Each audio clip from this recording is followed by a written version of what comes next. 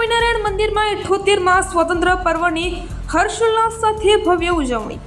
વડતાલ સંસ્થાના ચેરમેન દેવપ્રકાશ સ્વામી ધ્વજવંદન કર્યું। ભક્તિ સાથે દેશભક્તિ વધે અને દેશનું ગૌરવ વધારતા રહીએ।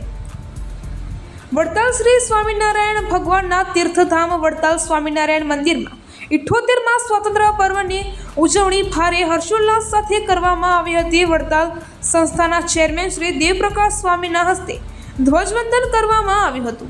આ પ્રસંગે બ્રહ્મ સ્વરૂપદાસજી સ્વામી, સૂર્યપ્રકાશ દાસજી સ્વામી, હરિચરણ સ્વામી સહિત સંપ્રદાયના સંતો, હરિભક્તો મોટી સંખ્યામાં ઉપસ્થિત રહ્યા હતા। કાર્યક્રમ અંતર્ગત સેતુ ટ્રસ્ટ આણંદના દિવ્યાંગ બાળકો બાલિકાઓએ શ્યામ વલ્લભ સ્વામીએ આવકારી અભિનંદન કર્યું હતું।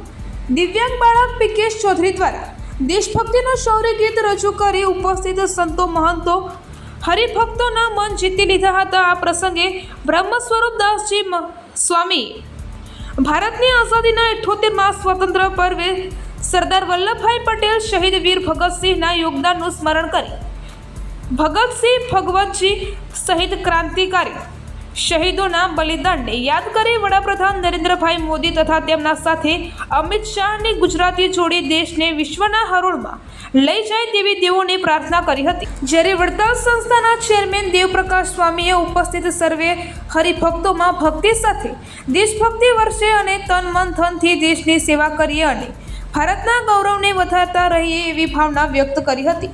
આ પ્રસંગે દિવ્યાંગ બાળકો દ્વારા વિવિધ કાર્યક્રમો રજૂ કરવામાં આવ્યા હતા। સમગ્ર કાર્યક્રમનું સંચાલન શ્યામ વલ્લભ સ્વામીએ કર્યું હતું। સ્વતંત્રતા પર્વ નિમિત્તે તેઓને તિરંગા વસ્ત્રોથી શણગારાયા હતા। શ્રી સ્વામિનારાયણ સંપ્રદાય વડતાલ તાંબાના મંદિર, ડભાણ, ધોલેરા, સાળંગપુર અને ગુરુકુળોમાં પણ દેવોને તિરંગા વસ્ત્રોથી શણગારવામાં આવ્યા હતા।